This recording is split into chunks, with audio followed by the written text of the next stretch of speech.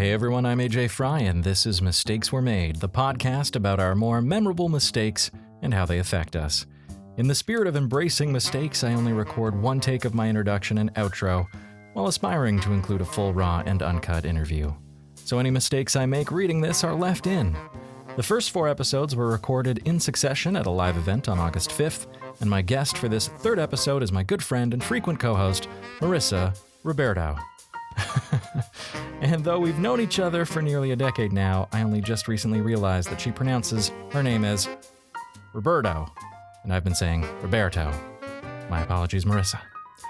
Towards the end of the interview, Marissa will read a story from the TIFU or Today I Fucked Up subreddit, which is where folks from all over the world submit stories of mistakes they've made and what happens as a result. It's where I found inspiration for the format of Mistakes Were Made, which, as you'll hear in this episode, was also inspired by a moment when I flubbed a question in an interview with a big Hollywood star back in 2015. And I'll be back after the live recording to offer some further insight into that, as well as some of the things that we talked about on stage. We'll also have a word from our sponsors and a tease from the next episode of Mistakes Were Made. Now let me take you back to Burdock Brewery in Toronto on the night of Monday, August 5th, 2019. Enjoy. In China, a History, author and historian John Key described the work of a British translator reading a letter from the Qing Empire to Queen Victoria concerning the opium trade. The translator rendered the pinyin word yi not as foreigner from the East, but as barbarian. So John Key wrote, "The ramifications of the mistake, if that is what it is, were enormous. More even than opium, this tiny monosyllable poison diplomatic exchanges infected the translation of other Chinese characters and skewed the interpretation of whole passages, invariably rendering them more reprehensible to foreign readers." That was a mistake. I'm Ajay Fry, and this is Mistakes Were Made.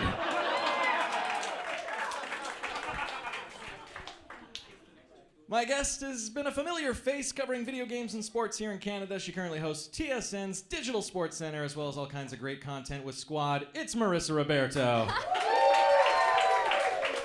was nice, AJ. Thank you. So we're our 3rd guest into this evening. Oh, yeah. How are you enjoying Mistakes Were Made so far, Marissa? Oh, my gosh. Can we talk about Laura for a second? The bag of cream? I keep thinking about it. Like, was it a Ziploc bag? What, a Ziploc bag. Okay, but filled? Like, I don't... Like lubricator white lotion. Oh. A little thinner than Nivea. Hopefully it was just a joke gone way too far. No, but she gets several of them. They're not like one. It's not a one-off. She's gotten a few. Right. It's horrifying. I'm so sorry. Oh my God. Over the break, while I was out there in the audience, someone mentioned, well, how about some good fan stories? And I'm sure we both have plenty of those, and we do have to recognize the fan community is pretty fantastic. What do you think about it in the esports scene, though? Because there's a lot of toxicity in gaming. Oh, my God. We can talk about this. There's so much toxicity in gaming. I don't want to speak ill of it because esports is such a hot topic right now, and you want to spread love and positivity. But the thing is, these guys have no filter at all on Twitter. They just say whatever the hell they want, and they don't have to own up to anything because they still make money. They get to play games for a living, and they're fine.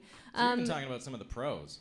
Oh, no, yeah, the pros, for sure. And I had to, put a couple of pros in their places. It actually, mostly in the Call of Duty scene, I feel like every other scene has been mostly respectful. It's the Call of Duty scene that was a little inappropriate. When I hosted an event for them, I got a lot of DMs. I keep my DMs open for business, okay? And sometimes you go to the other folder and you find things. But they're really sneaky with the way they send you those things. And the thing is, I don't even know if they're underage. I'm not sure if they're of age to be sending the things that they're sending me. Yeah, you could be committing a crime looking at some of these things, I imagine. Exactly, but they're sneaky because I was hosting an event, and then after that event, this is just an example of one of them, he sent me an image, but you can't see the image unless you accept that image from people you don't know. Right. But in the descriptor, it said, "Hey, it was so great meeting you." As in, because some people came up to take photos. So I thought that he was just sharing. The photo with the guy. Right? Not that photo. It was a penis. It was a penis he was so proud to share. He was really proud What do you? of the penis. Like, but yeah, but it happens a lot. We get a lot of dicks in our DMs. Like, it's just a What's thing your that happens. usual response? Sometimes I try to help them. Like, I'm just I like to ask them, like, hey, like, just wondering, like, does this work for you? I've heard yeah. if you just send them a dick pic back, that's one way to kind of shut it down.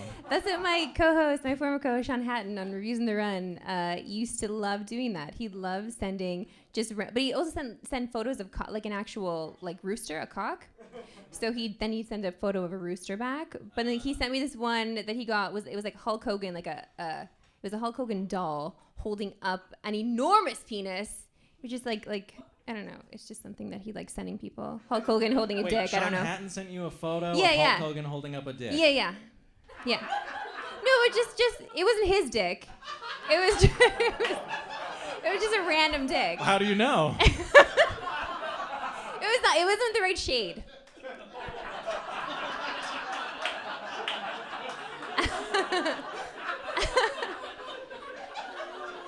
I don't know where to go from here, Marissa.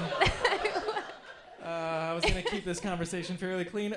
Again, though, I've been asking folks this. Why did you agree? Is this another case of just you're Canadian and you say yes to everything? Because you are one of the hardest working people that I have ever encountered in my career. You are constantly out doing things on the go, appearing places. You work, and for a while you were hosting television, also holding down a second job. Yes. Yeah. Well, because Canadian television doesn't actually pay That's right. any money. So I was also serving. I was a server at the Air Canada Centre, just in the luxury suites there. So I got to stay, in the darkness. And there was very little times where people just because it was a video game show that came on late at night. So it happened a few times where it's like, hey, don't I know you from somewhere? Like, yeah, can I get you a drink? Like, it was just one of those. It was kind of one of those things I just had to separate. But yeah, Canadian TV didn't pay very well. So, you had to hustle while you hustled to get the gigs you need to get. But yes, much like your last guest, I do say yes to everything. And I don't even know if it's a Canadian thing. I feel like it might just be a woman thing. And I don't know if that's, you guys are feeling that? Yeah, I think it's just a thing that we do because we naturally, for me anyway, I always want to make sure everybody's happy. Like, you want to please everybody, especially if they're working with you or want to work with you one day, or maybe you can pass the buck and have good karma to someone else. Like, you just always want to say yes, and also you learn that in improv, yes, and right, to make everything better. You say yes. I'm going to be careful. I'm going to say something. I feel very much the same, though I've realized in recent years how different the experience must be for women. Just even going places day to day. My wife often gives me, grief over the fact that I will step out of the way of people like coming down the street and always contort myself to make way for other people. But I often find you don't want that to be an asshole. women will say sorry for being kind of even close to remotely potentially being in my way as they pass me, and they apologize for taking up space where it's entirely unnecessary. The most minor human transactions where if it was just two dudes, we barely acknowledge one another because it doesn't matter. But women are constantly in this state of sorry, I don't want to be a bother or anything like that. I imagine that's because there's a lot of dudes out there who are just super aggressive and awful. Maybe. Awful. Yeah, maybe that's the case. I don't know if it's just a thing that we grow up with, or I don't know. You're just always eager to please, I guess. Always want to make sure anyone that has to deal with me. That's why I hate birthdays. I always hate my birthday every year because you want to, to put a party together, but everybody's there for you. So you need to make sure that everybody's having a great time in the room, or you failed as the birthday person. I can't. So I just. Sounds like you've got a bad birthday story you want to share. No, that literally every year. Yeah. Actually, no, my champagne birthday. My 11th birthday, my mother was supposed to get me champagne. While you were 11? Well, that's your champagne birthday. And I was so excited to taste the champagne. It was going to be my first time trying it. Right. No, Tina forgot the champagne. And I also asked for a crispy crunch cake. I loved crispy crunch at the time. But she also forgot that as well. I'm making my mom sound really bad. My mom's a great person. But she just forgot all those things. And I just remember feeling like, you're a young woman and I don't know, there's a lot of hormones, okay? I cried a lot that birthday because I didn't have champagne and I didn't have my crispy crunch cake. They literally took a crispy crunch bar that they bought at the grocery store and put it on top of the vanilla cake. Makes it a crispy crunch cake, no? No. I'm like, why did you even bother? Anyway, it's fine. They're lovely people, I swear. I swear. Just always holding on to that 11th birthday. Do you want to share a Reddit story, or you just want to talk about your own stories and mistakes? Or do you want to talk about esports more? Because we're at a weird time with this Fortnite thing that just happened. I don't know if people heard about this, but like a 16-year-old kid just won a couple of $1 million playing Fortnite, and suddenly, once again now, video games are to blame for all the mass shootings that are happening in the U.S. Yeah, Trump is out there telling everyone that it's the video games. It's amazing that in every other country that plays video games, it's only in the U.S. that it's really affecting those children. Yeah, it's weird. So it's very strange. Distraction tactics. Yeah. Yes. Yeah. Exactly. I mean, obviously the esports scene is insane. I'm happy that it's growing, but also with growth comes a lot of, sharks in the water. So there are always like executives around or people around trying to make money off of this buzzword that's happening. Yeah, and which is scary. I've been in this space now for about a year and I wanted to thank you on stage for this. The day that Inner Space got canceled, I got a call from Marissa saying, "Want to be on my show tomorrow?" And it was just the sweetest thing of like, I can be on TV again. Oh my gosh, of course. No, I was devastated when Inner Space was done. I absolutely did. Like, I felt all of that, and I'm sure you guys did too. It was, I love that show. But so now, I came out there and was like, okay, cool, esports. Yeah, I went to I shot a small part in a movie that was set at like the League of Legends World Championships in Poland a few years back. So I'd been exposed to, what? Well, I'm like, that's amazing, but like a small... I was playing myself. It was a cameo on Pure Ownage, which was at the time the largest crowdfunded Indiegogo movie in Canada. Oh, wow, okay. Yeah, but then learning more about esports, I feel like a total fish out of water, because though I've been gaming, my whole life essentially, I never really got into the whole competitive scene. And it's weird, like I haven't figured out where the money comes in, because like in sports, it's, of course, attendance, tickets, and merchandising and stuff like that. But it seems like esports, there aren't that many live events. There's not that much merchandise. Where's the money coming in? I don't know. For a long time, I thought it was like just all for money laundering. Like I just thought it was this ruse for a while, because there are a lot of different events, but there was so much money poured into it. I'm like, how is this happening?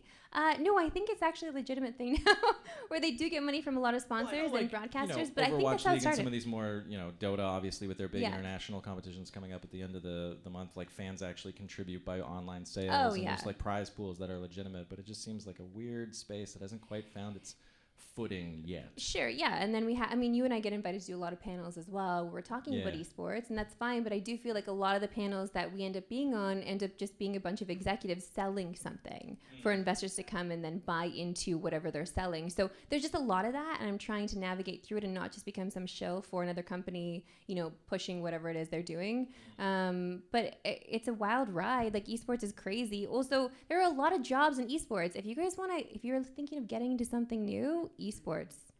It's blowing up right now. It really is, yeah. But you're also in the sports scene with TSN Sports Center Digital. So what's the deal there?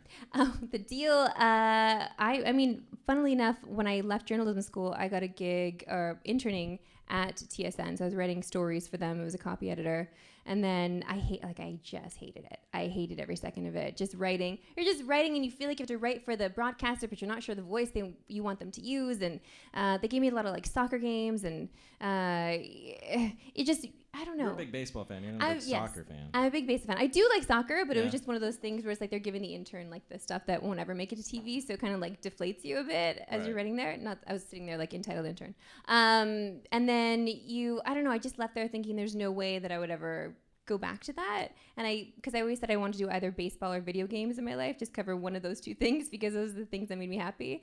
And so when I left to do video games, I just didn't think I'd ever do sports again. But then I got a random DM one day. That's why you keep your DMs open. Okay, random DM one day from a producer at TSN who works with the Bar Down people, just amazing group of guys and gals who write funny stuff about hockey, and they have a whole YouTube series. They're great. They're putting together a digital sports center show, so it's basically 3 minutes of sports where it's just easy to digest. I'm getting a lot of women reaching out to me saying this is how they're getting sports for the first time and learning about what their husbands might be talking about. It's exciting for them to actually get into it with them, which is fun for me, because I've always wanted to have more women, I don't know, follow what I'm doing and chat with me about what I'm doing. I get a lot. My audience is very much 90-10. Like, I get a lot. I have a lot of male followers, which is why I get a lot of dick pics sent to my DMs.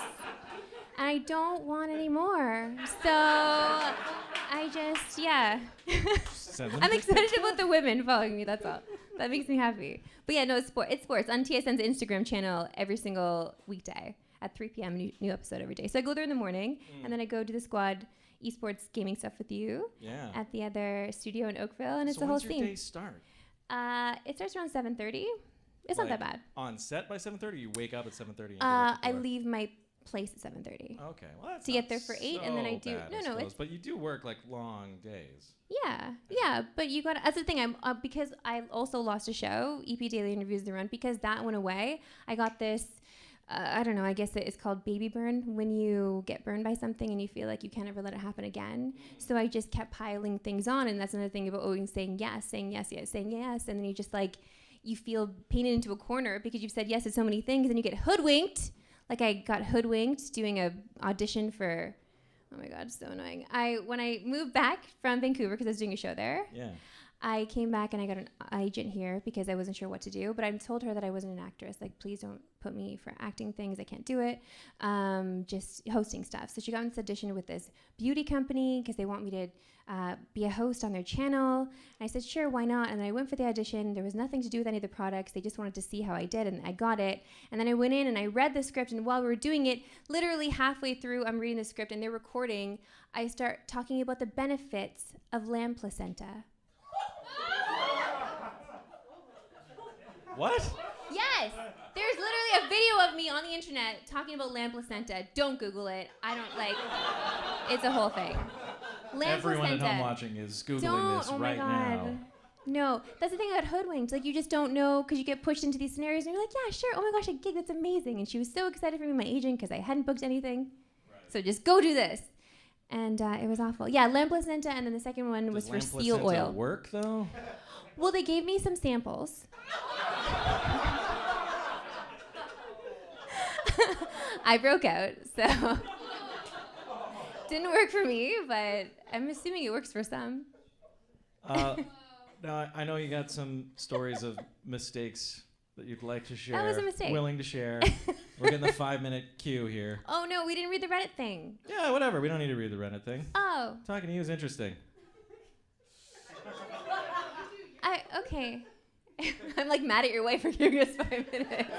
We can go a little long. Do you want to read the Reddit thing and then? No. Where is it? Now, did you bring it? Did I bring it? I folded it up. No, I did bring it. I'm just trying to split it for the next one. Yeah, it's a long one. That's why I don't know if we should. Okay, that's fine. We'll just do it. This one's pretty short if you want to read a short one.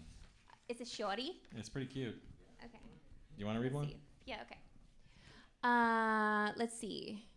TIFU by forgetting babies exist. Okay. So I've been spending a lot of time around dogs. I've recently been hired by friends, families, and family friends to walk or watch their dogs. My Reddit is covered in dogs from various sources. My Facebook is solely dog pages and dog-related charities. Basically, everywhere I turn, I see a dog. Not a bad life to live. Until yesterday, I walked one of my mother's friend's dog to a dog-friendly pub and sat in the garden enjoying a drink and the sun. It wasn't very busy with only a few other people sitting around me. It's hot. I've just walked in the sun for maybe 20 minutes stupidly without water. I want to blame dehydration for this FU, but really, I know I'm just an idiot. A couple of young ladies are sat a few tables away from me, talking and cooing over a pushchair. My first thought is that in a pushchair is a dog. I don't know. It's a hot day, and I've seen dogs in pushchairs before. Probably Florida.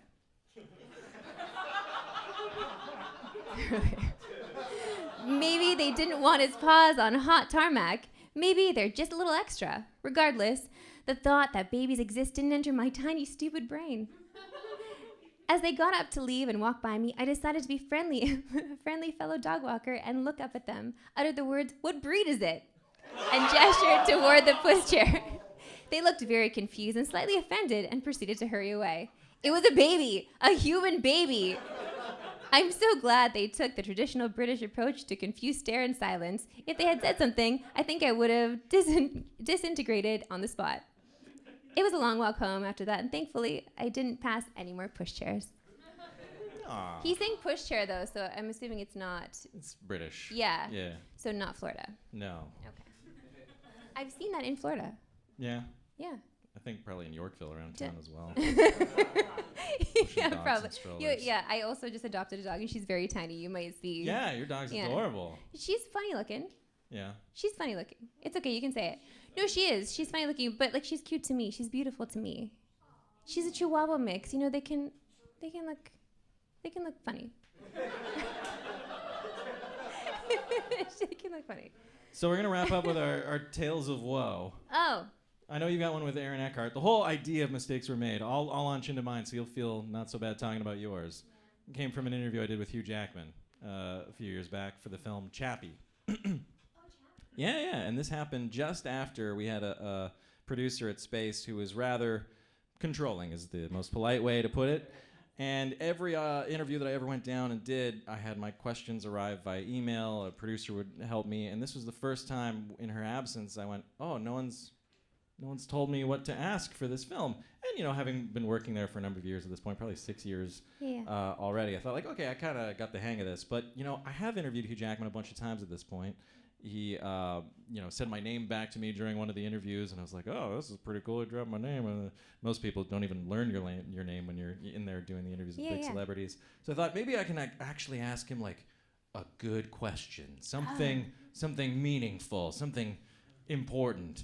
And I thought about the plot of Chappie, and it's about a robot trying to decide whether he wants to be a good robot or a bad robot.